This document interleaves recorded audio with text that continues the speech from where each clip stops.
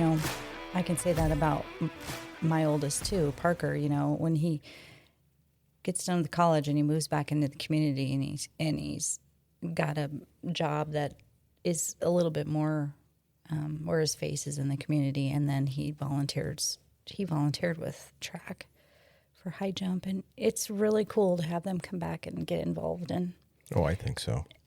Pay attention Especially to the kids, and I mean they do. They look up to them. I bet all those wrestlers are going to look up to Donicheski and Reimers. Can you hear my stomach? No. Oh, good. I just heard it. Did you? Yeah. Oh my God. But yeah, We got to take a short bathroom break. it's not that. It's just anytime I eat, This my would be stomach the goes time where we would crazy. say, and now, a message from our sponsors. Yeah. We don't have that yet. No, we have no sponsors. But what was I going to say? They're close to the age of the kids that are still participating. Mm-hmm. The kids that are getting into those sports remember when When those they were coaches- successful. Yeah. Yeah, because I'm sure they were in Pee Wee wrestling and they saw them as high schoolers being successful. And Yeah, so I think that helps. a little bit of an idol. Yeah, Yeah. Well, good for them. That's awesome. I agree. So I kind of want to talk about starting out some news, Some breaking news. breaking news from earlier this week. Yeah.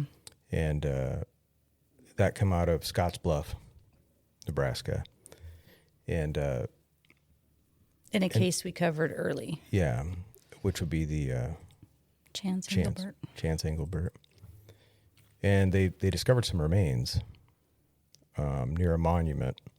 It'd be a little bit south of Scottsbluff. Terrytown, I believe, is the town that's directly on the south side. And Terrytown and Scottsbluff are divided by, is it just the interstate, Marissa? You want to look at that? It's the interstate or the river, just splits them. And I think you described it pretty well when we did our recording of that case, and like it's maybe considered like what a Papillion or a Bellevue would be to Omaha, right? Yeah. Like a suburb type. Yeah, it's not like the towns here where we're at, where you would have a mile, 2 miles, 3 miles, whatever in between the towns. The towns are virtually connected. Are we, who were looking Terrytown, and what was the other one? Scottsbluff. Scottsbluff. So anyways, just do we want to do a quick maybe recap of Yeah, what let's the hell we're just. talking about? Oh, sure. It's 1.6 miles In between? in between. About a mile and a half. Well, and just as a reminder, if people don't know what we're talking about, to go back to our earlier episodes and listen to our episode on Chance Engelbert and get the. would be episode 4. Okay, there you go. Get So- the background on that. So, but just real quick, we don't have to get into all of the details. So, Chance is from Wyoming. His wife is from, I believe, Terrytown or the Scottsbluff area. Gehring. And they were both back because they live in Wyoming. They come back. They're going to visit her family. And this is during, is it the 4th of July? Yes. Okay. And there had been some, maybe a little bit of tension between the two families. Probably nothing crazy, but I mean, there was maybe something. So Chance goes golfing with his father-in-law, and I believe it was maybe a boyfriend of a sister-in-law. Mm-hmm. And anyways, so they go golfing, and there was maybe a disagreement.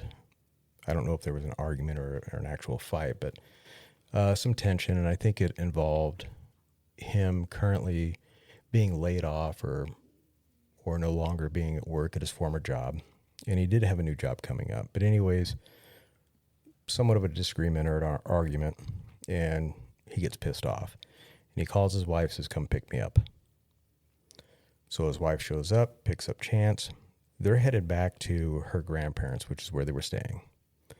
And there may have been, Chance may have still been a little bit irritated and might have been voicing maybe some of that frustration or irritation that he had. They get back to the grandparents, and he's going to go for a walk. And according to his friends, that's something normal for him. When he gets pissed off or irritated, he goes for a walk and he just walks it off. And that was the last time that he was seen, at least by family, allegedly. The last time he's seen.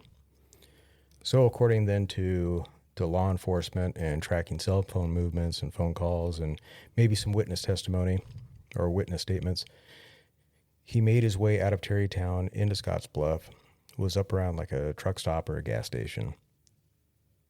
And that's north of where he started. And it's north maybe a couple of miles. Anyways, and they lose contact with the cell phone. There's no more pings. There's no nothing. And that's where he basically vanishes. And there was nothing since. They never found any trace. They never found no clothing. They never found a cell phone. They never found nothing. And this was back in 2019. Yeah. Until this weekend. This week. Yeah.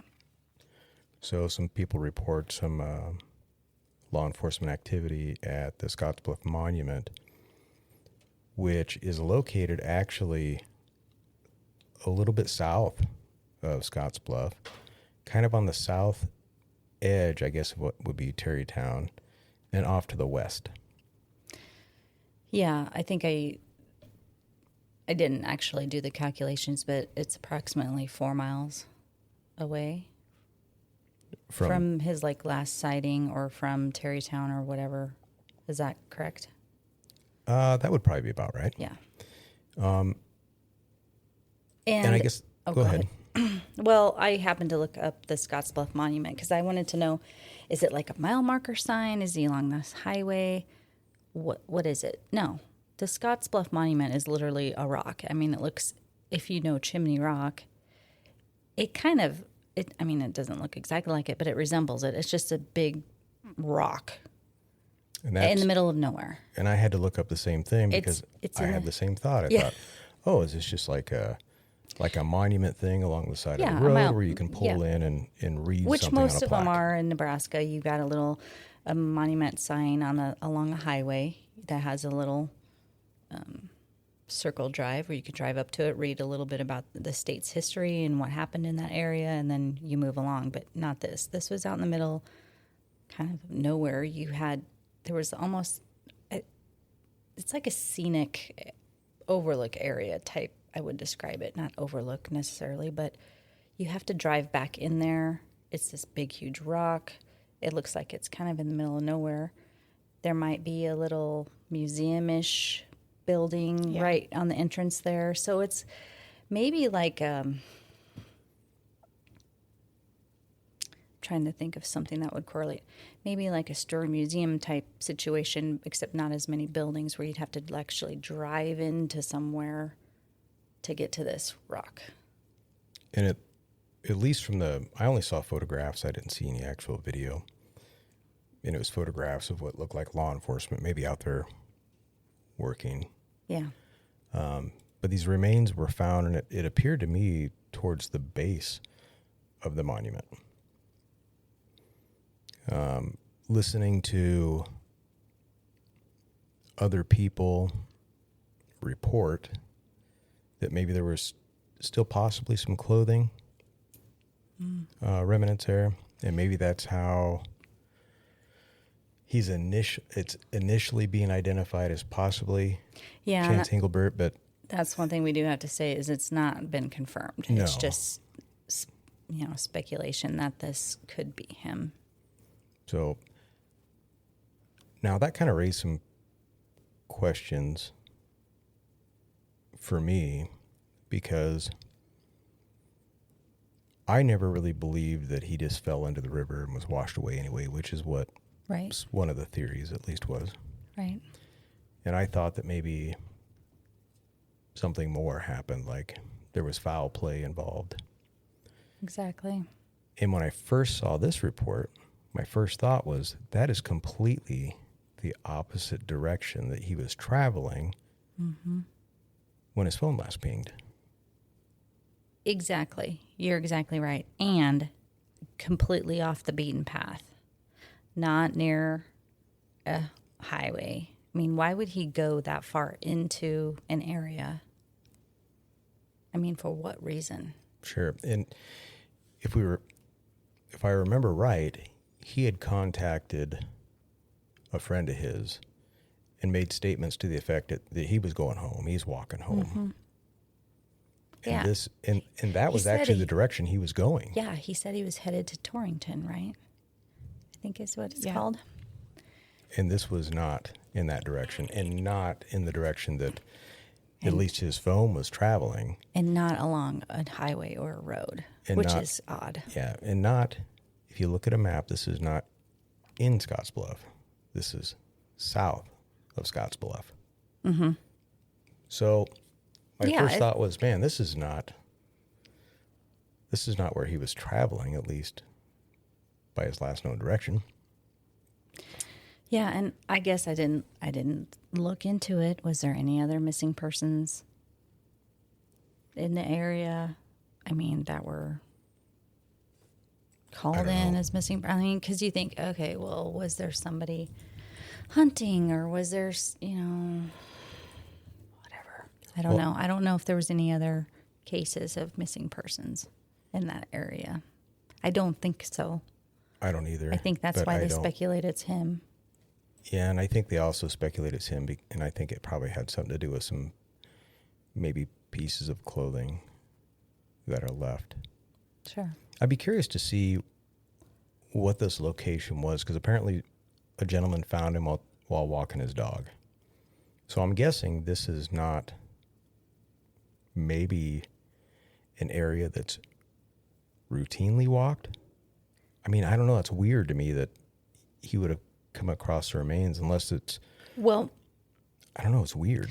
You think about it, if your dog's on the loose, you're out in the area, and just looking at the picture of how it is, lets his dog run loose, and his dog goes sniffing around and just kind of exploring, and his dog comes across some bones and is not letting it go. I suppose he's going to walk up to the area and see what his dog is sniffing around about. That's my speculation of what I picture in my mind. I mean, I hope that there's a little more that's said. But one thing it does do, if it is Chance, then it kind of changes some things. I think that they're definitely going to have to open the investigation back up. I hope somebody, and I'm not dogging on local law enforcement, but I do hope somebody other than local law enforcement does the investigation. Sure, I know. Excuse me. And I mentioned this to somebody, but are they going to be able to tell how he was killed or how he died? I shouldn't say killed, but how he died. If it's just skeletal remains. I think the only, and I'm not a forensic pathologist, but if there was blunt force trauma to the head and there was some damage to the skull, they might be able to determine that. But other than that, I don't know. If let's say it's a person that was stabbed or shot or some other method, strangled, I don't know that You're they not could going to determine know that from because it's just skeletal bones. remains. Yeah. Because this is, 6 years ago? Mm-hmm. And, there's not only just damage from being out in the elements, and there's going to be damage from animals, I would assume. We do have coyotes and bobcats and mice and, animals. Well, birds. I mean, even vultures and Sure. hawks and whatnot that eat, remains. It's going to be interesting. Mm-hmm. And I hope we hear more. I don't imagine it's going to be real soon. Also, I don't know what they're going to release, because if they open up the investigation, they might keep some of it a little bit hush. Sure. Which is understandable. But I guess at the very least, I hope the parents and family get some closure. I'm sure everybody does. But it'll be interesting. Mm-hmm. And we'll be listening. And granted, it could be anybody from anywhere. Sure. Yeah. But just kind of going through Nebraska State Patrol, 1975 was the first person I found from like the Gearing area.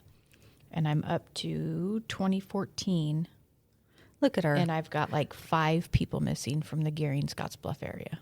Look at that girl doing homework I for know. us. Anything up through 19? I haven't gotten that far. I got Well, to but it 2014. could even be after that. I was But going to say, and 3 of these are female, Sure. so Well, that's they'll know that. yeah.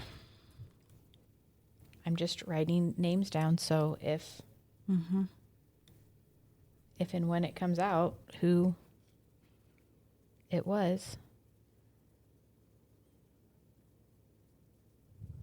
Well, I had a friend reach out to me, and that said, "It's my radio buddy." And he said he's actually from the Gearing area. Well, Trevor Bentley. He's in radio, and he said he covered that disappearance when it happened, and his interpretation of the demeanor of Bailey, his wife, was off. And so his kind of gut thinks that maybe that was foul play from her and the family. But, of course, and there's been a few that's people that just felt that way. opinions. But, and I Sure. think that was our opinion initially. Sure. Obviously you can't just outright accuse somebody, but the speculation is there. It looks off. It smells fishy. But anyway, Yeah. I recommend people go back and listen to the original episode. And now that there are some remains found, and the family can have some closure if it is Chance. And Yeah, prayers Chance to is them. the only one in 2019 out in that area that I'm seeing. We'll be right back. Not only are many trying to remove us from our constitutionally limited Judeo-Christian ethos republic, more seem to be forgetting our Judeo-Christian Constitutionalist foundations. Not here at Constitutionalist. We talk about all these things: the past, the present, the future. Biblical community, Judeo-Christian ethos, the whole Bible, biblical community, not worldly communism. And there is a big difference. Join us, Constitutionalists. Well, if anybody else knows anything and they want to get a hold of us, they can certainly do that too. Yeah, that would be I'd like to hear from someone. right. Yeah. Yeah, I reached out to him. I said, "Hey, you have any input, any intel, anything?" He's like, "It's been so long ago. I don't really know."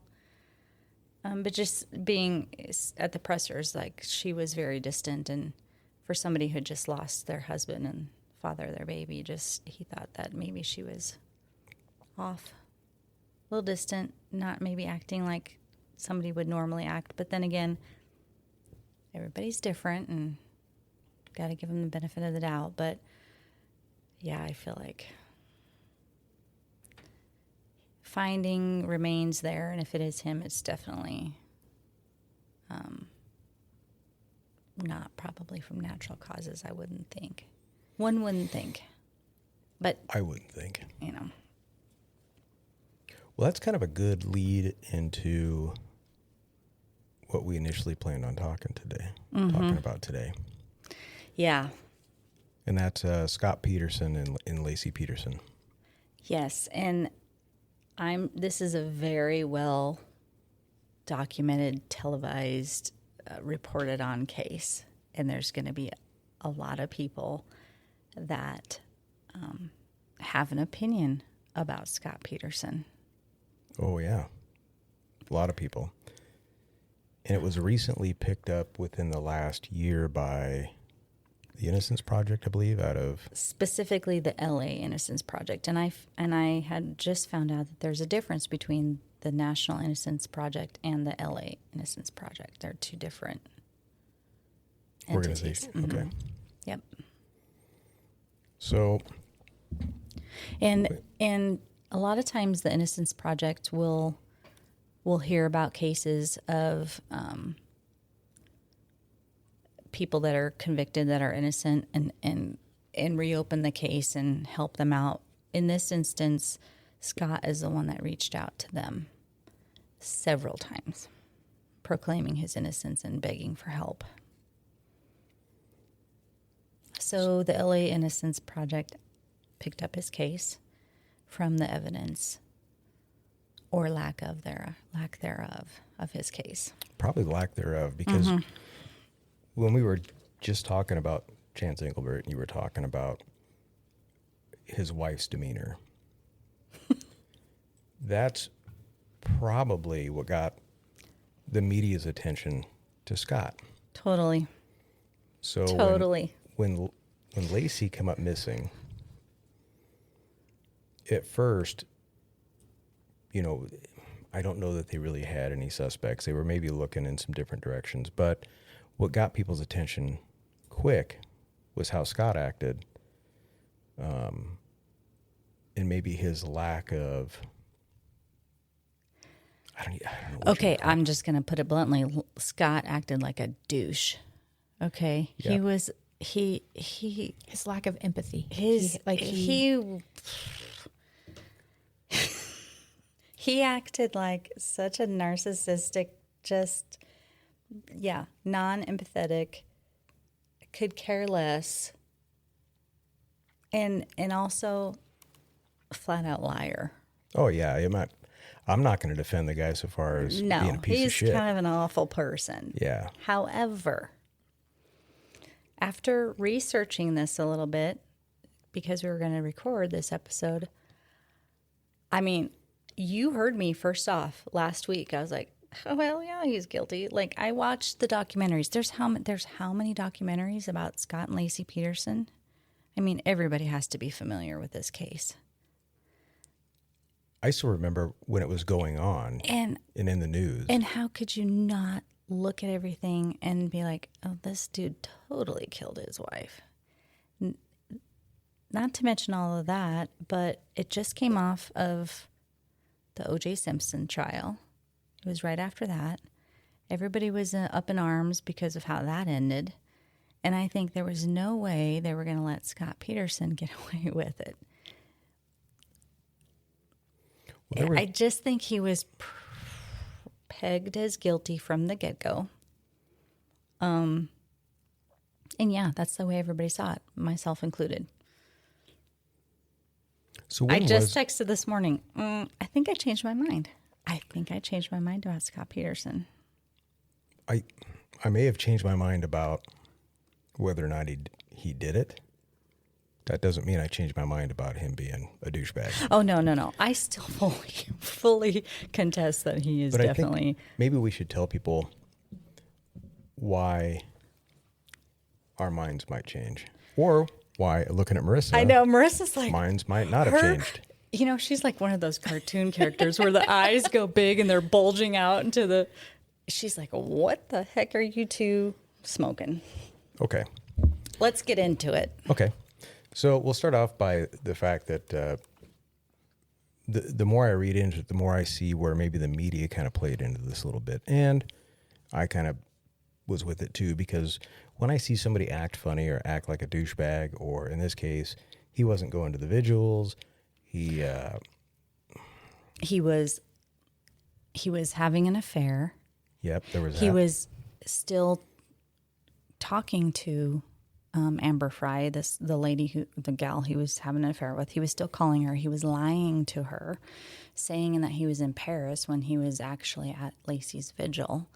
He was doing shady things, like when the media cameras would come into the home to interview him, he was purposely taking down the pictures in their house of him and Laci, so that none of that was viewed on air, so that, in my speculation, Amber couldn't see pictures of him and Laci still together, because he was caught up in this lie that first he told Amber Fry, and we're not doing a backstory on this, I guess. I'm probably... Oh, you're fine. Whatever. But, he had originally told Amber that he lost his wife, or first of all, he wasn't married or divorced, one of the two. I don't know which. And then he had to come clean and say, well, actually, I lost my wife, and this is the first Christmas without her. That was another lie. And I think because I, in my gut, feel like he's got a narcissistic personality, he can't be wrong. And so, or prove that he's wrong. And so he's got to continue with this lie. And even though he may not have killed her, he still has to lie because he's trying to win Amber's affection. And he's trying to prove to Amber that he's not a liar. Because he's got this new love and this new flame, and he's excited about it. In the part where they talked about him taking down the pictures of him and Laci together, that is where it clicked. And I'm like, he's lying because he doesn't want Amber to think he's full of shit. Not because he killed his wife. I think he's lying to save his relationship with Amber. Which is fucked up because when you were just saying how he would make up stories about being single or losing his wife the previous Christmas, and this is the first Christmas without her, my next thought is, if your intent is to have a long-term relationship with somebody, how long can you carry on bullshit stories? Because eventually she's going to meet other people you know. And when you say something like, oh, it's so tragic that Scott lost his wife in the Christmas of 2021 or sometime in that area, and these other people that know him go, what the fuck are you talking about? But that's the thing, is that she had already met people that he knows. And those are the people that called him up and say, Scott, like, you got to come clean with Amber or we're going to tell her. And so that's when he finally was like, okay, well, the truth is, she died and it's my first Christmas without her. He's so caught up. I feel like he is just a pathological liar or a narcissist, one of the two. And he's one of those where he can't humbleize himself to say, I lied. He's going to double down and he's going to create another lie. So that way he doesn't look like he's a fraud.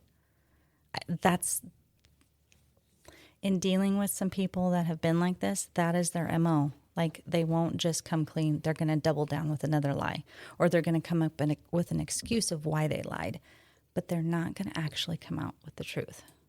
I just find that, maybe it's because I'm normal, that I find that right. It's just fucking crazy. I know. And it's like, so you would just be so much better if you just came out with the truth. You would go so much smoother. But something in their brains are like, nope. Well, they don't want to lose. They don't want to lose. That's it. Something. And then I think all of this snowballed because of that type of person that he is. He shot himself in the foot.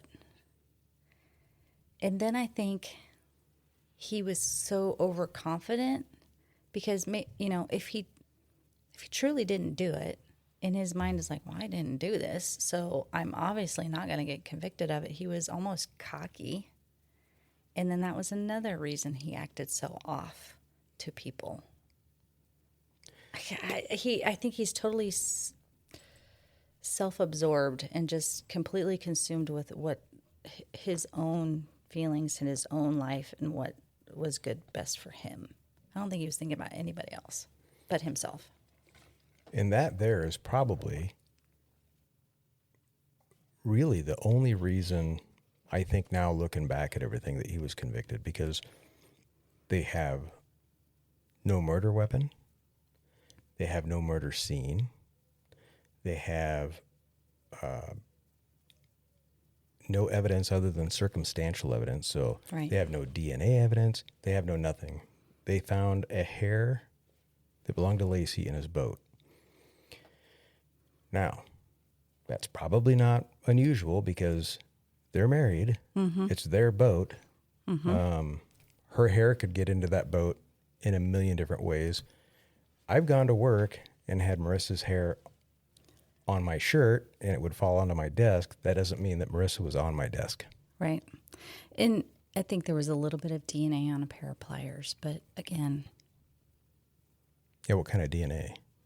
So that coupled with the fact that he went to the marina with his boat, and it wasn't far from that marina where the bodies were found. Now, that's the only thing, that detail there, that I thought was maybe odd, because this marina is like an hour and a half away from their house. Mm-hmm. And it happened to be the marina that she was, she was actually found maybe south of there. In maybe the same body of water, but the baby was found. Found a mile away from where the fetus was found. She was found But it was like 8 miles, Point Isabel. This says approximately 1 mile from where the body of the fetus was found. Right, the two together, but from where the dump site, from where they said he supposedly dumped her to where she was actually found. I thought I heard 8 miles. Because I thought, well, that's quite a ways. We'll just look. I could be wrong. Well, Marissa's looking just real quick, because almost everybody's familiar somewhat with this case. So she came up missing in, what was the town they lived in? So it's like the San Francisco Bay Area. Marine starts with an M. Modesto. That's it. Modesto. So it was on Christmas Eve. The last known contact that can be proven was with her parents, and that was the evening before. That morning on Christmas Eve, Scott was seen by a neighbor, I think loading like some umbrellas or something, patio umbrellas in the back of his pickup. And he leaves and he goes to his office. It's like an office warehouse that he works. That's supposedly like 9 minutes away. So from that point, nobody really has seen Laci. I think maybe one neighbor seen her supposedly walking a dog, maybe? It's about 3 miles. Oh, no. I have information. What do you have? There's at least 3 witnesses that saw her walking the dog. Okay. I don't know if I wrote the names down here, but first witness was, his first name's Homer. I don't recall his last name, but he happened to call a tip line twice and was never called back. And he also went himself physically to the command center to report him seeing Laci walking the dog that morning around 10:30 on Loloma Street. He purposely remembers that moment of her walking because he was getting gas, and he saw her walking the dog, and the dog was kind of unruly, and like she was having a hard time handling the dog. And he noticed that she was very pregnant, and she was wearing a white shirt with no coat. And he thought, it's 40 degrees out this morning, and she doesn't have a coat on. So it stuck in his brain. Second witness was a neighbor that lived 2 blocks away from her, and her name was Martha. And she saw Laci walking down the street with the dog. And she said, I know it's Laci. It wasn't just a pregnant woman. It was Laci, and that was the dog, and called the dog by its name because she knew them. She lived a couple houses down or whatever in the neighborhood. And so she also called the police, the tip line. And then the third witness was another guy named Gene Parody or whatever I have written down here. Can't read my own handwriting. He remembers seeing her walking down the same street that was mentioned before, and he paid attention to her because her dog resembled his dog. And it was like, oh, when you see a dog, I do that. When I see somebody walking a dog the same breed as mine, I pay attention. And that's what he did too. He also called the tip line twice and was never called back. There was another sighting in the afternoon, but of course don't know if it was Laci or not. But this was by a man and a wife and his wife that were a couple miles away from where Laci lived. And they happened to be driving by, and they thought this scene was very odd. And they saw a van. As they drove by, they noticed a pregnant woman squatting, going to the bathroom on the side of the road, with a man standing over her as if they were guarding her. And as they drove by, they see the man yank her back into the van, and both the husband and wife were startled and were like, what is going on here? And as they drove by, the man looks in his rearview mirror as he drove by and sees the man then hurrying up and getting into the car, the van to drive away. And he noticed a description of what the man looked like, and he noticed that they paid attention to what the pregnant lady was wearing too, was the white top. Called into the tip line, and again, nothing ever came of it. So there was multiple sightings, multiple witnesses that saw her alive walking the dog that morning. And we do know that the dog was out walking, at least on a leash, because a neighbor saw the dog going down the street with just the leash, nobody walking the dog. And that neighbor then got the dog and put it in Scott and Laci's backyard. Mm-hmm. So we do know that much did happen. So we knew that was the first odd thing. I've got more. So do I. Okay. So that morning, Scott, of course, he goes to his warehouse office. We know that he got on his computer because, I mean, that's just, that was brought up in his original case. Mm-hmm. And he hooks up to his boat, and he takes his boat to the marina. And it's about an hour and a half drive. And from the time that he was kind of last messing around with his computer till the time that he got his boat ramp ticket was about that amount of time.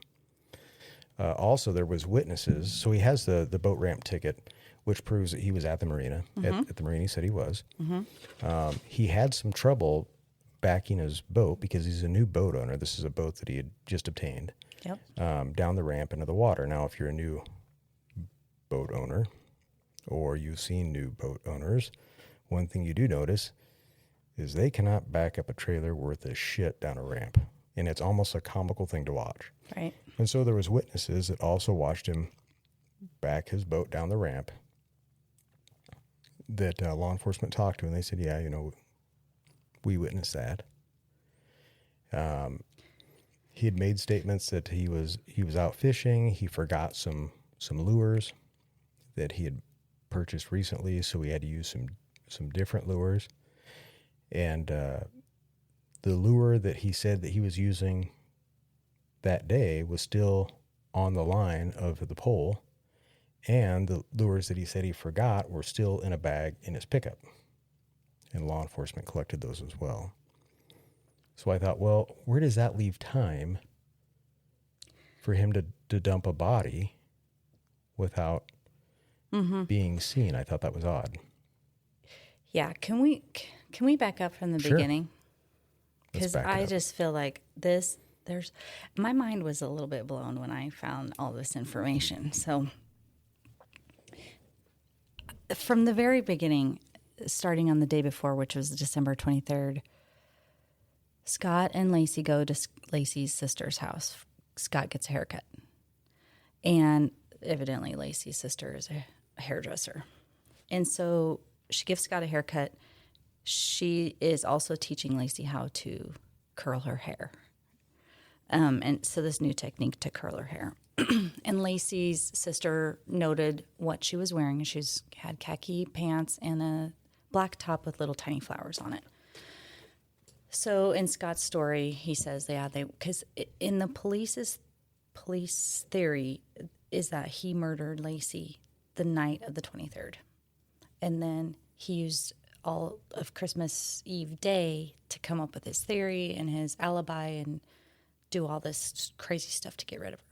But they feel like he wouldn't have had time to actually kill her on the 24th. He probably did it the night before. Anyway, why that's important is because Scott says that, they came home, she got ready for bed, put on those blue pajama pants of his that she always wore, and then the next day, got up, she showered, got dressed into black pants, white top, she kind of laid out what she was going to do for the day. So did he. I guess, she said, well, she was going to mop the floor, even though they had a housekeeper there the day before that had just cleaned. His excuse was, when asked why she was going to mop the floor again, he said, well, we have dogs, whatever.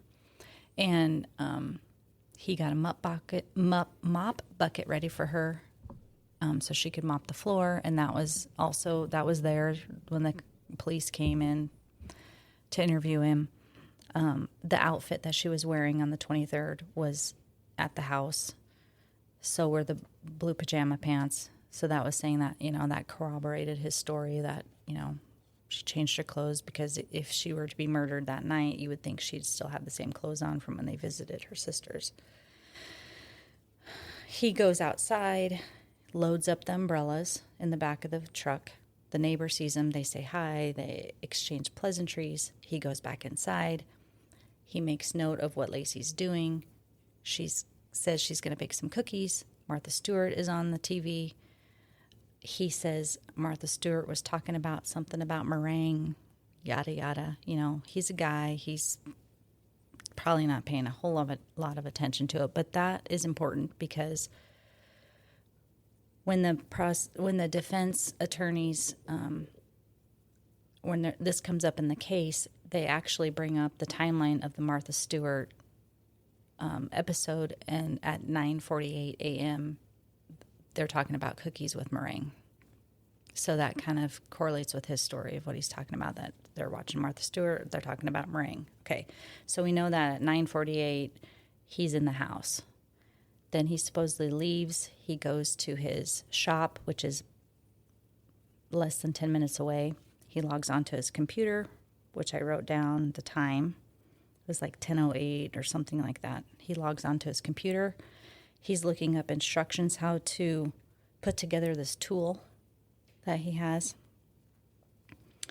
He logs off of the computer.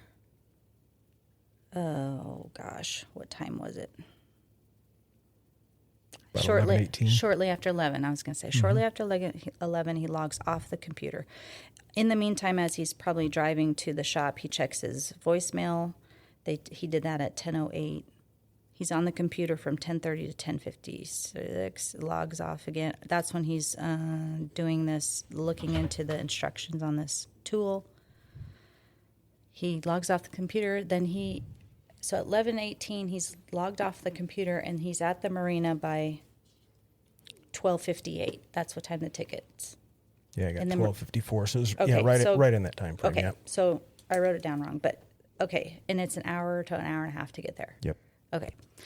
So he's doing all this stuff. And then in the meantime, after the fact, the cops actually go to the shop, and they see that the tool was put together.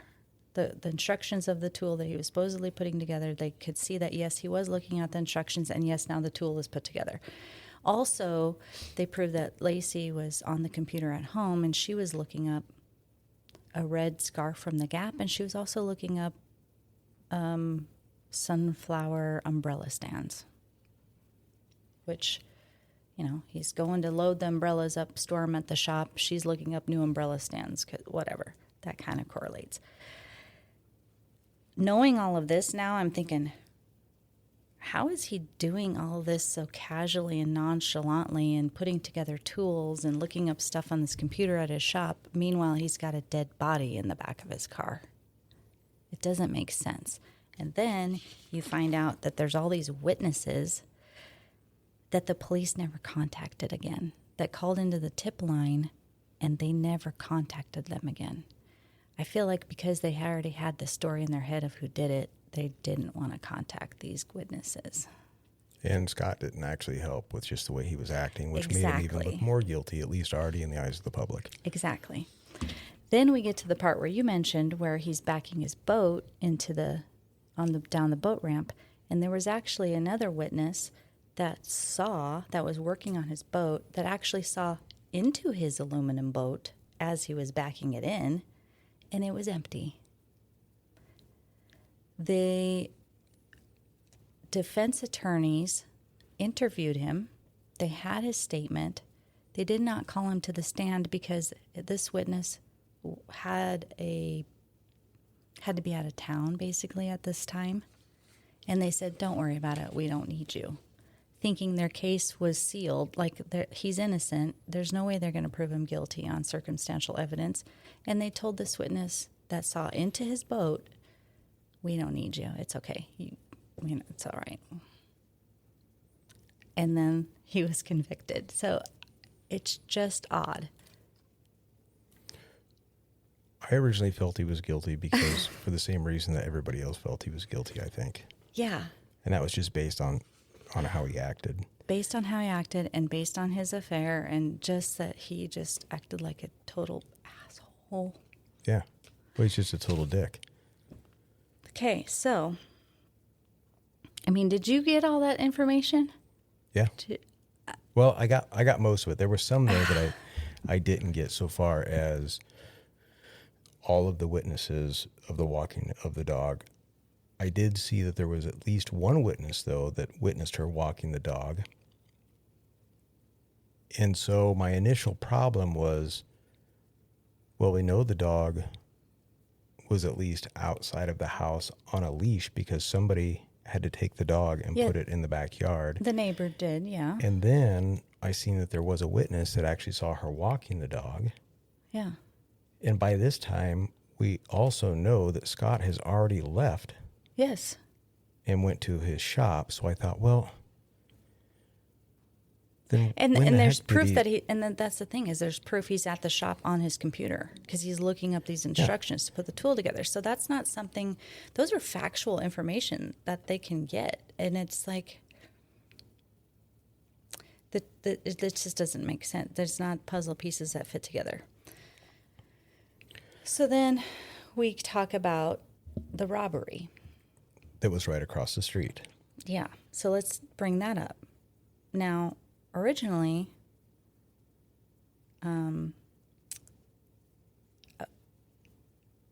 the catch. Okay, let's go back. What do I have? I think that law enforcement initially said that the burglary took place on the 26th, when in fact it took place on the 24th. Right. So they end up arresting the two, Stephen Todd and Donald Pierce. Those were the two that burglarized the Medina home across the street. They arrested them on January 2nd, and in their interview right off the bat, they said, without any questioning, they said, we didn't have anything to do with that pregnant girl. And the police are like, well, wait a minute, we're arresting you for this burglary. We're asking about a burglary, not the missing Laci Peterson. So why would they automatically bring that up? The part that's very difficult for me to grasp is if it truly happened on the 26th, wouldn't somebody see it? Because everybody was looking for Laci. There was hundreds of people in this neighborhood. Sure. I think there was probably already people in front of the house. Yeah, it makes no sense. So, on a recorded line in jail, a brother to one of these guys was overheard on a recorded line that the pregnant girl came upon them during the burglary and confronted them. And so what happens to be is the same burglary witnesses saw this white van. That happens to be the same possibly white van that this husband and wife saw that had the pregnant woman that was squatting outside peeing along the side of the road. The same white van that was found burned a couple of days later in the same neighborhood as the Petersons. With the mattress in With the mattress. bloody mattress. Mm-hmm. That they never tested for DNA because they knew it just couldn't be connected, so why bother? Right. Also, the witnesses that saw the man and the wife that saw the van on the side of the road with the pregnant woman happened to see the conviction of these two in jail, and one of them met the same description of the man he saw in the rearview mirror getting back into the driver's seat. Yet they were not contacted by police after calling in the tip line. It almost, I mean, this is a lot of, So I'm like, But he didn't call the police when he saw her being yanked into the van. No. Okay. No, it was him and his wife, and no, they didn't. And that's the thing, is that they said they regret, is like, it, it's one of those, if you see, you tell, but they didn't, because they were like, we should mind our own business. But then after then she comes up missing, that's when they call. That's when they call the tip line and say, hey, we saw this. Like, this is what we saw. But no police ever contacted them Marissa again. looks like she's shocked, but I would just like to point out that it's not that uncommon. It's not uncommon. I think we've also talked about other cases where people have witnessed something but didn't say anything until after the fact when they're like, oh, shit. Mm-hmm. I think I saw that. Well, I gotta admit, I would feel like if I would see something driving along and I would be like, just mind your own business, Jamie. Or why do you always have to be such a pessimist and think something bad is happening when it could be innocent, and then you're getting people in trouble? It's one of those type of things where you're like, I don't know if I should say something or not. And then you question yourself, and it would be tricky. Now let's look at that incident where she's supposedly squatting and peeing on the side of the road with a guy standing over top of her. Then he yanks and he puts her back into the van. Now it's just speculation, but maybe whoever's witnessing this is like, I bet that husband is embarrassed because his wife is pissing on the side of the road. And he's probably pissed off. And he's like, oh, God, somebody's going to see Like, her. come on. I don't know. So, I mean, I don't know. I don't know. Could be. Go ahead, Marissa.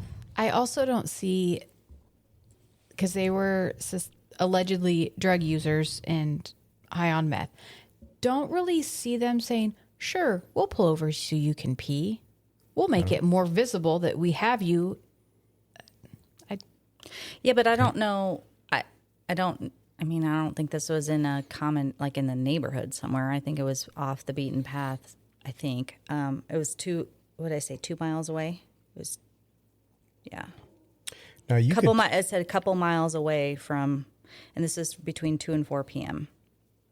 If you took I don't know. If you got a pregnant lady who's got to pee, you're not going to make her pee in the van.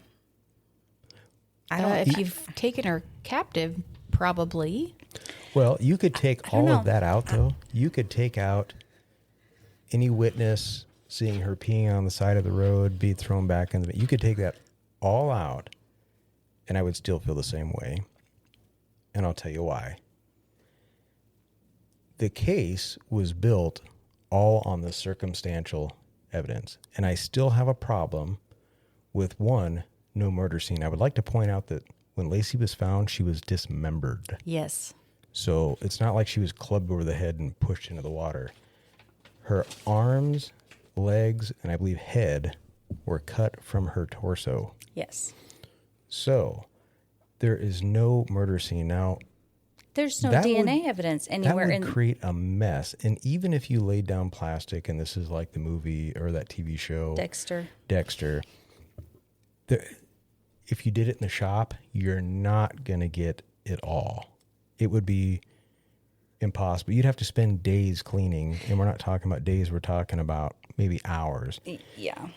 Their theory was she was in this tarp that there's another speculation here. This tarp that was in their garage that supposedly cadaver dogs or whatever sniffed around, which I got a story about that too. Supposedly this dog that actually hit was not very accurate. Like 66% of the time this dog was wrong. But anyway, also their theory was his job was he was a fertilizer sales rep, and fertilizer makes bodies decompose faster. What would that matter? Because we know that she was alive on the night of the 23rd because she talked to her folks. I don't know. And okay, now you bring up, more information about her being dismembered. There were reports of controversy and to the gestational age of Connor. Mm-hmm. So if she was murdered on December 23rd, 24th, Connor would have been 31 weeks gestation. However, when his body was recovered, he was not badly decomposed at all. And neonatal doctors Yes.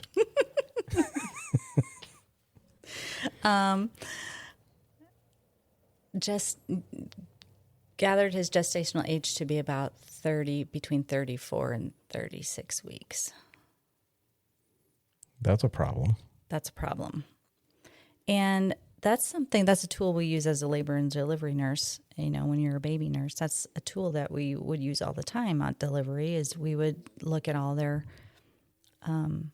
characteristics and their footprints and a lot of different things on their bodies to determine what gestational age they are.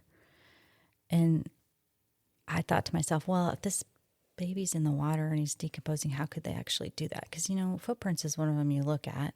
You also, you know, look at the fattiness of their skin and their hands and how many wrinkles they have and, you know, a lot of different things. But the fact that he wasn't badly decomposed at all is a little odd.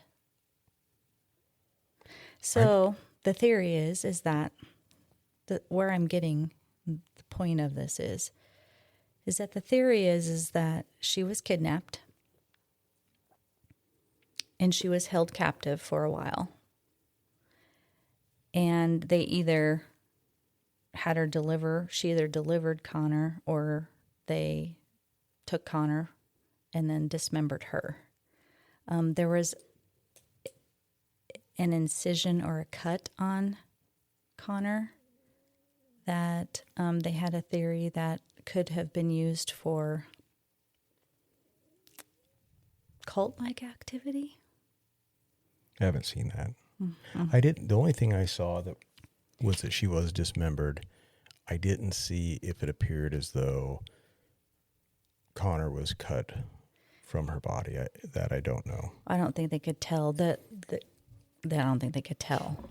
The other thing is that there was another pregnant woman that had disappeared around the same time frame or prior to. And so, you know, that woo-woo theory is that maybe there was some cult-like activity going on that they wanted a pregnant woman or a fetus for. I know that's out. I know that's out there. I know that's a little out there. I know that's However, out there, but they couldn't. Yeah. I still struggle with the fact that there was no crime scene. The only thing they have is they have motive. Of course, he's having an affair and he's kind of a piece of shit anyway. Okay, that could be motive. That maybe, I think that what the prosecution said was he was having this affair. He wanted to get out of the marriage and he wanted to get out of being a father. Okay. Mm-hmm. Yeah, because he told Amber he didn't want any kids. He wanted to have a vasectomy, yada, yada. Yeah. The only other thing they have besides that is circumstantial type evidence, such as where he went fishing in relation to where the body was found, because nothing else really lines up. And that's almost nothing. So back to that, you have a witness that sees inside of his aluminum boat that's empty. Sure. You have this missing person, this missing pregnant woman that isn't found until May. Is that right? She goes disappearing. She disappears in December. She was April. Okay, she's found in April.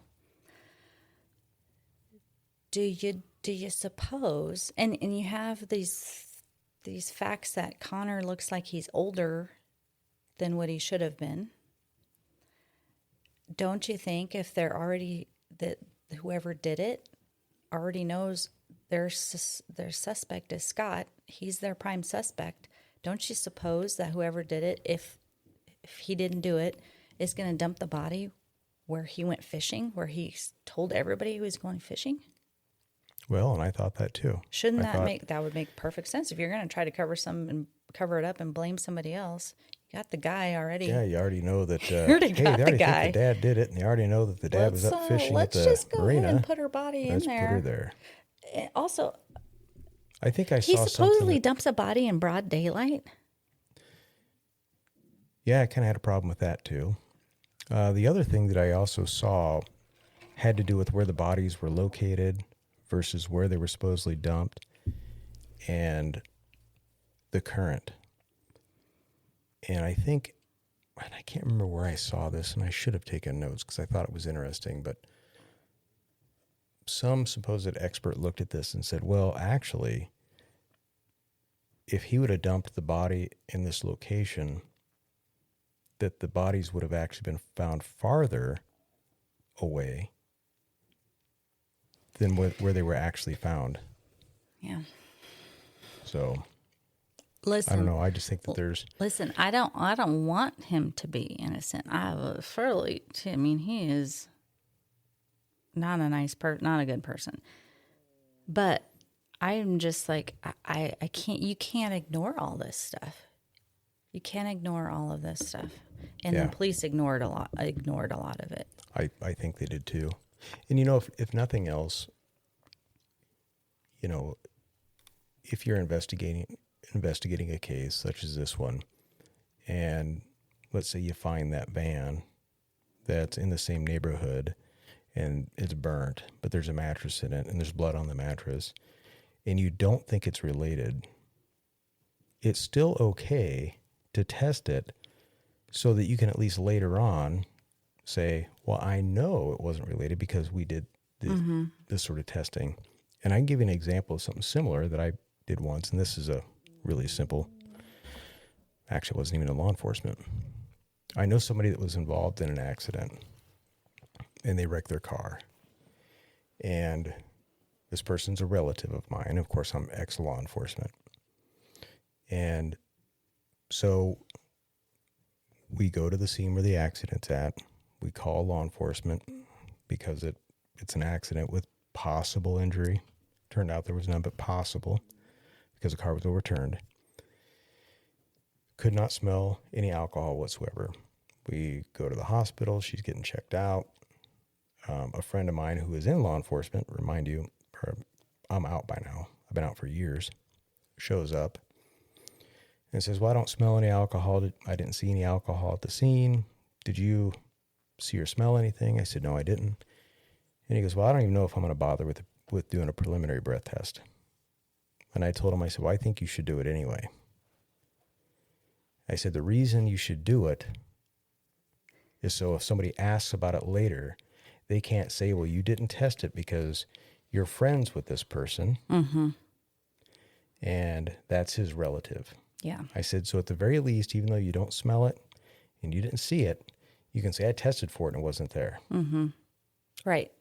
I agree. And so sometimes you test something knowing that if you think, well, it's probably not involved, but you test it anyway to eliminate it. yeah.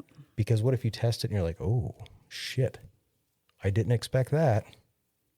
And now you might have a new direction. Now you might have new evidence. It's pretty valuable in a case. In this case, had they tested it and it was nothing, when that comes up now, they could turn around and say, well, no, we did test that. And there was no DNA. There was nothing that matched or would go along with this case whatsoever. We found nothing. We fully went through that van, and they did not. So now... Well, they didn't even call the witnesses back. That called the tip line. That's what's frustrating is like... Well, I think, and I know I've mentioned this before, sometimes law enforcement, I'm not going to say that I never did this. You're so convinced that the person you're looking at did it, Yeah. that you fail to look beyond that. You can't see the forest through the trees. Yeah. So and Yeah. that's a reality that probably happens. It doesn't mean that the cop is bad. it's just something that sometimes you kind of just do. Yeah. And like I said, he did not help himself whatsoever. He was so self-absorbed and so, I think, worried about keeping his relationship with Amber that he kept up with this lie. And then I think he was just too cocky, and he didn't think there's no way they can convict me of this because I'm innocent, and there's just no way. And so he acted that way. Yeah, I don't know. I just think so. A lot of this information I got was from a couple lawyers that I listened to, and I'm not going to remember their last names, but it's Rabia and Ellen Solved the Case is where I found it, and there are a couple lawyers that reviewed this case, and I think we're part of this Innocence Project. And well, I think at the very least it definitely needs looking into again. And of course now DNA technology is way farther along than it was back in 2002. So at the very least, well, it's worth, yeah, yeah. And like you said, it was all on circumstantial evidence. And like I mentioned earlier, it was just coming off of the O.J. Simpson trial. And I think people were like, we're not letting this happen again. You know, and so, yeah, I hate to say it. But I think he got the raw end of the Might deal. have. I'm looking forward to. And somehow we got to seeing whether or not convince Marissa, but like I said right off the bat, there's no, he absolutely Marissa always has a different opinion. Absolutely. As you do. He's absolutely guilty. That's what I said at the beginning. How could he not be? You look at the documentaries, which I feel like, of course, the media spins it how they want to. And we've seen that a lot, you know, with documentaries. And now coming into it with an open mind and hearing all of this stuff, I'm just like, oh, it's like everything. It's just. What's your take, Marissa?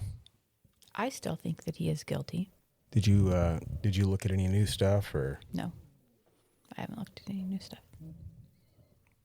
All right. Well, I don't know. Let's let the listeners decide and what they think. And after hearing all this new information, I just feel like it's really hard to, you know, rule out the fact that how many witnesses saw her walking the dog after the fact? I don't know. It's just crazy. In a way, I hope there's a new trial. Just so we can see for ourselves, you know, what maybe some new witnesses have to say, maybe what new DNA, what the results of that might be. You know, maybe you and I are wrong. Maybe he ended up, he did do it and they'll find something else. Well, maybe not, but I think it's definitely worth a look. Yeah, and you always have that instance where you think you definitely saw somebody, and it could be somebody else that looked like that person. It's hard to mistake a pregnant person. 8 weeks. Months. 8 months, sorry. Yeah. Excuse me. So that's a thing where it's definitely an identifying feature. But, you know, I don't know. It'll be interesting. I agree. Well, is that it for today? Yep. That's all I got. Me too. Well, once again, I hope somebody comments. And like I said on the Chance Engelbert, if somebody has any information they're willing to let us know, we'd appreciate hearing from them too. So, anyways. Sure. Well, catch you later. See you guys next time. Bye.